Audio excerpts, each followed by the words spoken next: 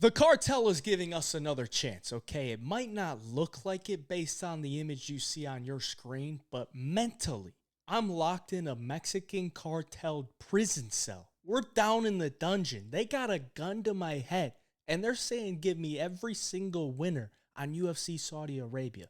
Now, why? Why would they give us another chance after UFC 311? Because they see the potential. They see the potential we got here. Okay, I went 8-4 on my official picks on UFC 311. A bunch of crazy dogs came through. A bunch of them. All right, and maybe this week they come through too. I'll have some dog picks for you, undoubtedly. But this week, we got to get it done. Or the cartel, they might not give us a third chance. We'll see. But I'm going to go through every single fight on UFC Saudi Arabia. I love the card. It's a great fight night card. We get early fights on Saturday. Make sure you're locked in for that early start time. We're going through every single fight. We're going to break them down. I'll give you my opinion on the betting line as well. I know this is the official picks. Picks and bets are very different. If you want my bets, there's a link down in the description to join the Home of Fight Picks Premium. You get a 5-day free trial with my code HeyJob. But these are the picks. Some people just want to know, who do I think is going to win? So that's what we're going to do. We scroll all the way to the bottom. We start with the first fight of the night. We got Hamdi Abdelwahab taking on Jamal Pogues. What better way to start off the card? We got a fat, I guess they're both fat, but Jamal Pogues was a light heavyweight who just got really fat and moved to heavyweight. Now, I do believe Jamal Pogues is slimmed down a little bit. I think he's taking his health a little bit more serious. Maybe he won't be in the UFC too much longer. He doesn't want to get too obese. But Hamdi Abdelwahab, on the other hand, hasn't fought in a long time. He had a suspension for his PED usage, and maybe that's the reason where the line is the way it is. Now, stylistically, I think Hamdi is going to need to grapple here, because if he doesn't get takedowns, Jamal Pogues, for how fat he is pretty quick, and he's got fast hands, and I think he's going to be the better striker. But what we saw with Jamal Pogues, his last fight against Thomas Petersen, when he got to the ground, he looked like a fish out of water. Nearly got TKO'd in the first, but then battled back, won the last 2 rounds. So he looked decent in those exchanges on the feet, and I think he's going to get the better of Hamdi on the feet. But Hamdi is an Olympic wrestler, and can I really expect him not to wrestle? Probably not. It's his path to victory. It would make the most sense. Now, I really like Jamal Pogues training at Syndicate MMA. I actually said it on the last, it was either the official picks or the early picks video with Muin Gafurov against Rinya Nakamura. I said, Muin Gafurov training at Syndicate MMA with Big John Wood. I don't know that I would be too confident going up against that type of team. And what do you know? Muin Gafurov cashes a plus 400 underdog. Now, Jamal Pogues training at Syndicate MMA, I'm sure he's going to have a good game plan here. But how good is the game plan if you're on your back? So I expect Hamdi to get some takedowns here. I'm not too confident that he wins this fight. I actually don't like either guy. Low-level heavyweights, I'm not confident either way. But I'm going to go with the guy that can get takedowns. And based on Pogues' last time out, when he got taken down, it didn't look good. So I'll take Hamdi Abdelwahab for the official pick. Low-level confidence in that pick. But either way, I'm going to go with the Egyptian in Saudi Arabia. Moving on. Grad taking on Lucas Alexander. So Lucas Alexander was a pretty sizable dog. And full transparency, I put a bet on him at plus 155. And now he's the favorite, which is kind of shocking to me. But maybe they saw what I saw. I don't know that he should be a favorite in this matchup. I think it should be near a pick'em. But either way, I think Lucas Alexander, he's that Walmart type of Israel Adesanya. And when I say Walmart, I mean great value, because it's not near the level of Israel Adesanya. But he is a very good striker at range. And when he can stick and move from the outside, very effective. And I think he's going to have a lot of success with that in this matchup. Grad, a little bit limited in his entries, in the way he strikes, I would say. He's more of a let's stand 2 feet apart from each other and throw. And I don't know that Lucas Alexander is going to oblige to that. I think Lucas is going to skirt around the outside and have a lot of success that way. If Bogdan wants to win this fight, I think he's got to mix in some type of wrestling, some type of grappling. He probably could. He could probably get a couple takedowns on Lucas, but I think Lucas's ground game is improving, and I don't think Bogdan's ground game is good enough to find a finish on the ground. And when they're on the feet, Lucas Alexander is going to be winning the minutes. I don't really trust Lucas. I don't really trust his chin, but I do trust his skill set, and I think he has the skill set to beat Bogdan Grad in this matchup where he's making his UFC debut against a guy that is not really the easiest to figure out. You got to have a lot of striking experience to do so, and I think Lucas Alexander should be able to win this fight just by being longer, being sharper from the outside, and being a little bit better of a kickboxer. So I'll take Lucas Alexander for the official pick, and we can move on. Moving on. The first women's UFC fight in Saudi Arabia. Jazz coming in here as a favorite, a 2-1 favorite. And if you watch my early picks video, I kind of broke it down very simple. Jasmine can get takedowns on Mayra Bueno Silva. Silva doesn't have the best takedown defense, and she should probably be able to get takedowns and win the fight that way. But the more I look at it, the more I really don't let the betting odds, sway you one way. I think it's actually a very tough fight for Jasmine because Mayra Bueno Silva, she's going to be the better striker than Jasmine. Jasmine has always been just an aggressive striker she's not really that technical. She's very hittable, but she's able to walk through these punches and get to her positions that she likes. I think Bueno Silva can make her second guess that a little bit. Coming down to 125, I think Bueno Silva has some power in her hands, some really nice combinations. She's now training with the Fighting Nerds. And if you're training with the Fighting Nerds, I kind of expect you to come in with a solid game plan, at the Fighting Nerds. And if she comes into this fight with a solid game plan of make her respect you on the feet, if she wants to take you down, use your amazing submission package. I mean, she can throw up an armbar. She can throw up a knee bar. She's got a nasty ninja choke, nasty guillotine choke if she's trying to defend a takedown. I think that'll give Jasmine some problems. This is Jasmine's toughest fight to date. Mayra Bueno Silva fought for a title. Her last fight, she was winning until she was on her back and took one elbow, and then the fight was over. So I think the underdog here in Mayra Bueno Silva is getting a little bit disrespected. Now, personally, I want to see how she looks at the weigh-ins moving down a weight class. But considering how thick she is, maybe she's going to need like a breast reduction to make the weight. We'll see. But considering how thick she is, how strong she is, I think she can match the physicality of Jasmine, who kind of relies on that to beat a lot of girls at 125. So I'm going to take the flyer. I'm the underdog here in Mayra Bueno Silva. She'll be my official pick this week, and we can move on to the grossest matchup. Actually, maybe not. The one after it might be grosser, but this is pretty gross, all right? Terrence McKinney is a minus 485 favorite over Damir Hadzovic. I hate both guys, all right? Hadzovic can't stuff a takedown. He's going to get submitted pretty easily if you get to his back. You're going to be able to choke him out. And on the feet, he's pretty limited. He's got big power, and that is probably his best path here, is to either land a big shot on Terrence McKinney early, because Terrence McKinney don't got much of a chin, and he don't got much cardio. So Terrence McKinney's got to go in here and win in round one. Could easily do that. Could easily get a takedown on Damir, choke him out, or he could just spark Damir on the feet because he's got those abilities. His skill set is pretty high, but the durability and cardio is very low. So that's why he is very untrustworthy. And I think Damir is going to need to look to just survive the first round and take over. Because if he goes out there swinging with Terrence McKinney, he could land, but then he's opened himself up to getting taken down and getting choked out. My official pick is going to be Terrence McKinney just because I think his skill set is better than Damir at this point, and I think there's a pretty clear path to victory. Take him down and look for the submission, but I can't trust him at all. I can't trust his chin. I can't trust him to fight after the first round. So very low confidence pick here. Wouldn't trust him at the betting odds, but Terrence McKinney is the official pick, and we can move on to some fat heavyweights. Shamil the Blob Gaziev taking on Thomas the Train Petersen. Two of the best nicknames in the sport. Shamil.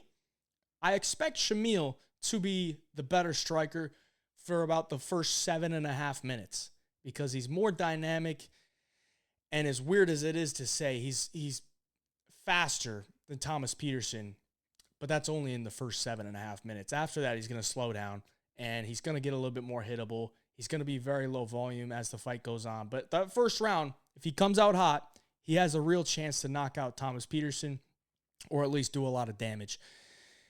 Takedown-wise, I think their wrestling could negate themselves or negate each other, I should say. Shamil's wrestling is not that great, but once he gets on top of you, he's so fat, it's tough to get up. Thomas Petersen, probably the better pure wrestler, but I don't know that he's going to be able to take down Shamil. Good luck taking down that big boy.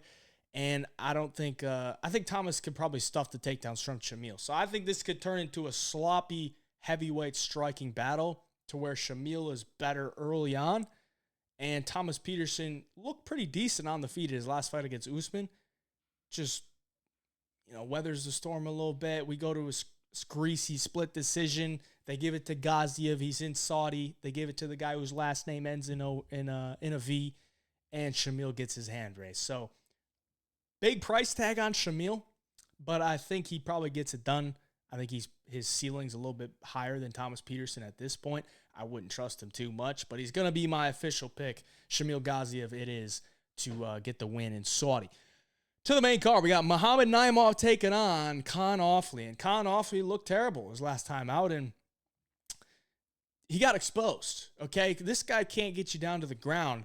He's screwed. Myron Santos is a really solid striker, but I thought Khan Ofli would be able to get on the inside, push him up against the cage, drag him down to the ground a little bit. Had no success with that whatsoever. And what did he do? He kind of freaked out and started to run at him with punches and got countered, knocked out brutally. So what's going to happen here against Muhammad Naimov? He could probably get Naimov down if he has a real clean entry. And if he gets him down, he could probably hold him there for a little bit. But can he get him down? We'll see. Naimov doesn't have the best takedown defense throughout his UFC tenure, but I don't know that Ofli, being how short his arms are, for one, T-Rex arms, I don't know how he's going to be able to close that distance and get to the position that he wants to.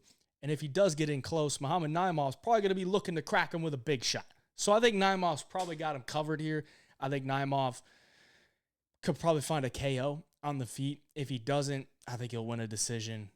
Last name ends in V. We're in Saudi. You know the deal. I think Muhammad Naimov gets this one done. He'll be my official pick. And we can move on. Mike Davis taking on Ziam. Everyone believes in Mike Davis. I do too. But there comes a time where I'm just like, I need to see a little bit more. Apparently with Mike Davis, the guy doesn't really even care to fight. He just fights because he's good at it. And he can make his money elsewhere, whether that's coaching or streaming or whatever. So that's cool. But he is a very good fighter. Can he put it together? What's his motivation? I don't know. He's had a lot of great performances, but doesn't fight that often. And in the meantime, Ziam is on a nice little win streak. Looks like he's improving a lot, coming off a career best performance. Maybe he's overvalued. I don't really think so. I think Ziam on the feet can give Mike Davis some troubles, just because he's not high volume, but he's a very low risk taker. He's just gonna stick to his jabs, stick to his front kicks, kind of lull you into this slow paced kickboxing battle. And Mike Davis, I don't think is the better kickboxer. He's really solid when he can put some pressure on, throw a bunch of big combinations, but Ziam's not gonna be there for those combinations. Mike Davis could probably have some grappling success here, getting takedowns on Ziam, because Davis is a hell of an athlete. He can get to your hips and finish those takedowns. But Ziam has really improved his get-up game. Like, he's getting taken down, but he's also getting up pretty quickly. And I think if he does get taken down, as long as he doesn't give up his back and give up minutes of control time from his back or get choked out, that he can get back up to his feet and get back up to where he's going to have success. And his offensive wrestling actually looked pretty good against Frivola. So I see a lot of improvements for Ziam. I'm going to take him here to beat Mike Davis. I think he's got the tools to beat a solid fighter in Mike Davis. So I'll take Ziam for the official pick, and we can move on to Said Nurmagomedov taking on Vinicius Oliveira. Vinicius, I said it in my early picks video. I'm going to say it again. Okay, this guy is the Walmart version of Yuri Prohashka. And I say that because it's very herky-jerky striking, very unorthodox, but he makes it effective. But the problem is he's also very hittable. He's been knocked out 3 times. Those are his 3 losses. So he overextends himself in some positions to where he can get countered. And I think Said, with his footwork, could have some success doing so, because he's not a guy that's going to stand and trade with you. He's a guy that wants to move around to the outside, use these spinning kicks, spinning back fists, poke a jab, front kicks, and then he's going to mix in the wrestling. Now, he's not the greatest wrestler for a guy that has a last name of Nurmagomedov, but he is capable of doing it, and he is very, very dangerous with his submissions. So the danger on the ground matched with the danger on the feet makes me lean towards the Nurmagomedov side, and I think Vinicius, he's getting a lot of love right now, and a lot of that is based off his last performance with Ricky Simone. Simone's like 5'2" and was not doing anything in that fight. Like, Oliviera was just doing whatever he wanted, to the point where he's throwing blind leg kicks, and he actually got one checked. And I thought he was going to go down, but he battled through it and won the fight. But we can't forget, all right, Bernardo Sopai had this dude on death's door the first 2 rounds to where he was nearly finished, showed clear grappling deficiencies, and then he knocked him out in the third with that flying knee. Great knockout. But I think Saeed could probably do or have a lot of success with his grappling in this one, even though he's not like some insane wrestler with the name Nurmagomedov. I think he could have a lot of grappling success, and he is very dangerous when he's on your back and when you're giving up your neck. Those front chokes are disgusting. So I'll take Saeed Nurmagomedov for the official pick here. I'll take the guy whose last name ends in V in Saudi, and we can move on. So some big boys, the heavyweights. Big Pav taking on Biggie Boy Rozenstruik. Now, it's a step down for Pav and a step up for Rozenstruik, but it doesn't mean Rozenstruik can't win here, because Pavlovich has shown his last 2 fights, both losses, one against Aspinall.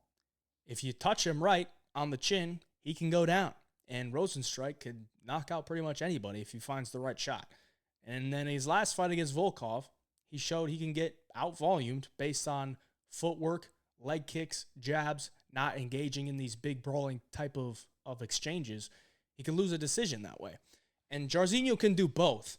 He can knock you out with one punch, and if you allow him to get into that slow-paced kickboxing type of fight, he's probably going to win, because he's a really solid kickboxer who loves to kick the legs, loves to stick a jab, but his footwork isn't really on the level of a Volkov, and he doesn't match the size of a Volkov. And I think that's probably why we see a Pavlovich win here, because Pavlovich is going to be at a 6 or 7 inch reach advantage, got these big long arms, he's got big power, and Jairzinho doesn't like to be pressured. He doesn't like to be pressured up against the cage to where he can't move away and exit. And I think if Pavlovich puts the pressure on him early, sticks a jab, if Jairzinho overextends or tries to move, you just keep that pressure going, and I think he could probably find a knockout. So I'll take Pavlovich for the official pick. I don't like the line at minus 310 because I laid out how he could lose, and it's more than one way. So Pavlovich is the pick, but I don't really like his betting line. Moving on. Shar Magomedov taking on Michael Venom Page. Great matchup. Very much my favorite fight on the card.